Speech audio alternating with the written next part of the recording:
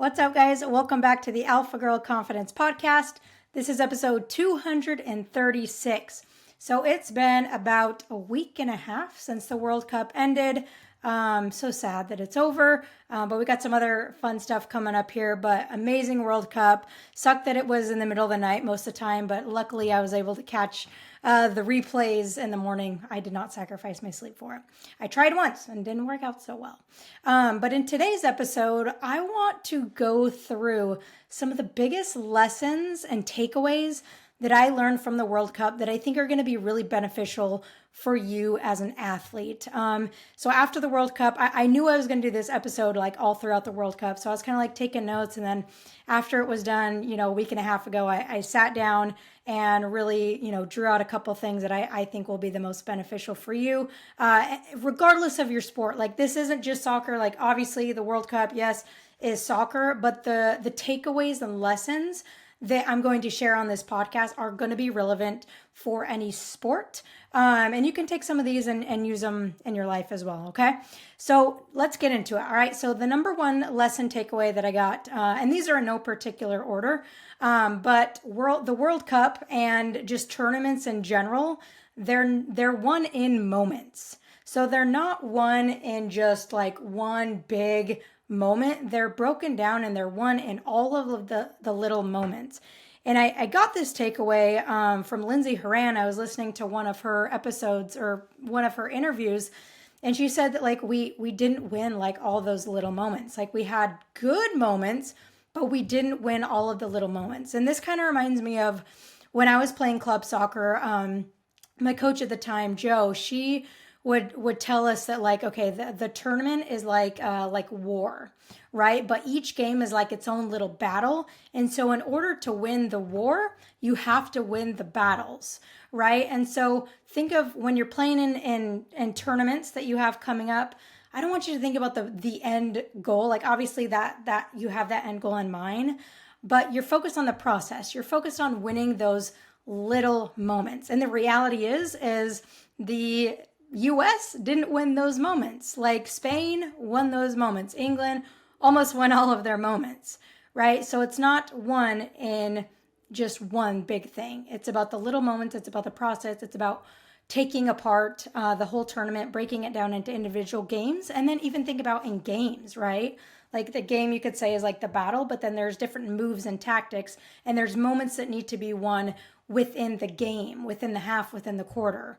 So when you break it down like that, you can really take your focus away from the outcome and the results and into more of the process. And when you put your heart and your effort and your soul into the process, usually you're going to get the outcome that you want. All right. So that's number one. All right. This is fun. Number two is to never underestimate your opponent. And the World Cup was full of upsets. So I'm not necessarily saying, because I don't know if the upsets were because they underestimated their opponents or just because it's anyone's game, right? But we had Germany, we had the US, we had Brazil, we had Canada. Those were like the biggest upsets, like top 10 teams that should always make it out of the group stage. And 3 of those 4 teams didn't even make it out of the group stage, and they lost against teams that have never been in the World Cup before, right? So again, I don't know if it's because they underestimated their opponents. It could have been part of it. But personally, for me, I love to be underestimated in my life. I love to be underestimated in my sport. If I was playing a team and I knew that they were thinking like, we got them, I was like, just wait. Just wait. And I had a lot of experience with this when I played against boys in soccer and basketball up until like the age of 12. I remember like one time in a 3-on-3 basketball tournament, me and my best friend Shy, it was me, Shy, and then one boy named Alex. And we showed up to the 3-on-3 tournament for the championship, and the boys just started, girls, we're going to smoke them. Guess what? We didn't lose. We won. And in fact, like there was like probably hundreds of people that came to watch us because there was actually it turned into 2 girls. Funny story. Alex got fouled out. So it was me and Shy against 3 boys, and we won. And the whole tournament, they came over to watch us because they would walk by and be like, oh my gosh, is that 2 girls? Like, beating on these boys. And yeah, so I love being the underdog. And so kind of two parts to this is if you're the underdog, don't think of that as a disadvantage. Think of that as an advantage. And like you don't have anything to lose. So like just go out and play. And then if you're the one that's favored or the one that's supposed to win, then don't underestimate, because you never know. And whatever sport you play, you never know what another team is going to do or bring that day. And so as soon as you underestimate them, you better be, you better be changing your mindset real quick. So don't underestimate opponents. All right, number 3 is you cannot rely on past successes. The U.S. was a beautiful example of this, right? We've won the last 2 World Cups. And so, okay, we have some confidence heading in, maybe a little bit of arrogance heading in that, hey, we won the last 2 World Cups. And so we're kind of just going to be able to, in our way, like at least walk through the group stage, right? And like have a good shot at winning the final. But that wasn't the case. And I think they relied too much on their past successes and not enough preparation and focus into like, hey, this is a new year. The rest of the world has so-and-so caught up. And so the big lesson here is like to prepare, like a couple of things, right? Like you want to take your past successes and have that be able to build confidence for you, but you don't want to rely on those past successes. You want to rely on your preparation now, right? Preparation breeds confidence, like true confidence. So if you prepare now, like whatever happened in the past that happened, cool, let that bring you confidence, but you can't rely on that, because if you rely on that, again, you're going to be underestimating people. You're not going to be prepared for the moment. You're not going to be locked in physically, mentally. So it's really important that you prepare like it's the very first opportunity to win. Like prepare like it's your first game. Not in the sense of like you don't know how to play, but like prepare like it's your first and prepare like it's your last. Because that's the truth, is you never know when it is going to be your last game. I know that's morbid, but it's the truth, right? So don't rely on past successes. Use them to build confidence. But at the end of the day, you got to prepare now for now. All right. Number 4 is that the World Cup, football, soccer, basketball, whatever sport you play, softball, it's bigger than the game. It's bigger than the sport.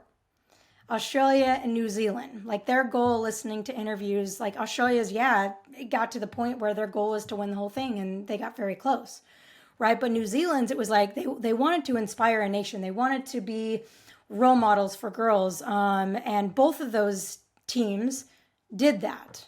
They inspired a nation. They inspired so many girls. They inspired so many boys. They inspired a nation. And when I went back and I watched, I want you to look up this video. Maybe I'll link it in the show notes here for you. But it was kind of a recap of the emotion that was shown throughout the World Cup. And I remember watching that and I was like so close to tears, just because it's like so amazing to see. Like the sport is just the sport, but it's like the emotion and passion and love behind the sport that changes lives and that can totally bring us together and inspire a whole nation, the whole world, right? And so love your sport, but also take it to another level and enjoy what the game gives you. Be grateful that you have the opportunity to play whatever sport you get to play. Looking back on my past experiences, as a college athlete, it wasn't the actual games that were my favorite part. Yes, I had so much fun looking back, so many good memories playing, but the most important part for me was the camaraderie and the group that I was a part of, the family that I built with my teammates, and going out to dinner and doing stupid stuff and just having fun and that kind of stuff is what really was the most important thing for me looking back, and the things that I'll remember the most is the relationships that I've built and what opportunities soccer has opened for me in my life, back then, but now, as a mentor and a coach. So realize that soccer is, and your sport, it's bigger than just the game. Can you look at what it has afforded you to do and just be grateful for it? Love the game. And if you love the game, you're going to play like it. You're going to have a lot more fun too. All right. And number 5, and this is the last one. I don't think I told you how many we're doing, but this is the last one. All right. Last one. Invest in women's sports. Invest in women's sports. So what does that look like? Yeah, it could look like, dropping a couple $1,000,000,000 to women's sports. I can't do that yet.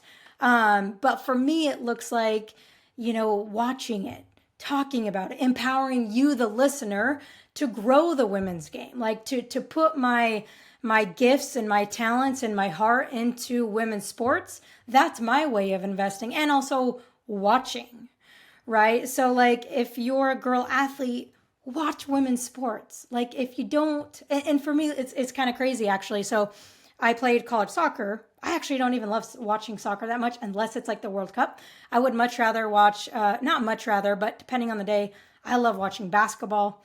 I love watching tennis.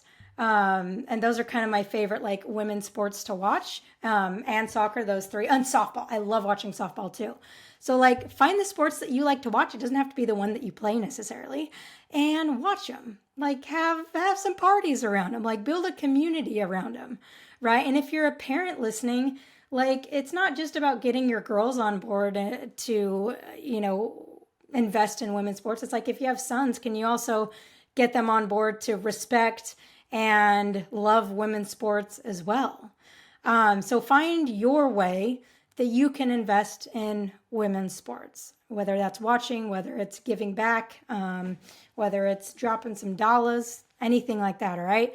And just some quick stats here, right?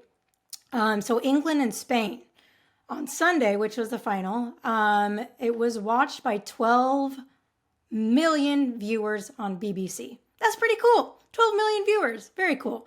And then also, I was looking up some stats. And also another cool one, is that there were it was like 1.98 million people in attendance at all of the 64 games. So really, really cool stats there. Like it's growing. But like a big part of the World Cup and why I wanted to talk about it so much is for us, whether that be athletes, parents, coaches, to watch it, to invest in it, to, do what we can to play our part in growing the women's game. So coming up, right, the NWSL is already happening, right? Can you watch those? And I know it's so hard to watch NWSL games sometimes because the TV deals are just total crap, right? But find a way, if you can, to watch them, right? Different college seasons are coming up. So college soccer is coming up. Everyone probably has a college team somewhere near them. Go watch the games, right? We have basketball, volleyball, college women's volleyball is coming up, is in the fall as well. Softball is in the spring, basketball is in the winter. So like you can, number one, watch on TV, NWSL, WNBA is on right now. Then you have like college sports. Can you invest in those local college teams around you? And then also we got the US Open coming up. For any tennis fans out there, the US Open's coming up after Labor Day, so coming up real soon here. So just find your way to invest in the game, grow the game, because the more you grow the game, the more opportunities you're going to have if you're an athlete, and if you're a parent, the more opportunities your daughter and future granddaughters, and if you're a grandparent, future granddaughters and nieces and all that kind of stuff, right? All right, guys, I'm getting super hot because I get hot when I'm talking about something I love. So I don't know if you can tell, I'm like starting to sweat a little bit here. But let's do a quick recap, right? Number 1 lessons, real quick. I like doing recaps. Number 1, World Cups and tournaments in general are won in moments. It's about winning the battle, not the war. Number 2, never underestimate your opponents. Take them seriously. Pretend like they're the best team out there. Number 3, can't rely on past successes. You got to prepare now for now.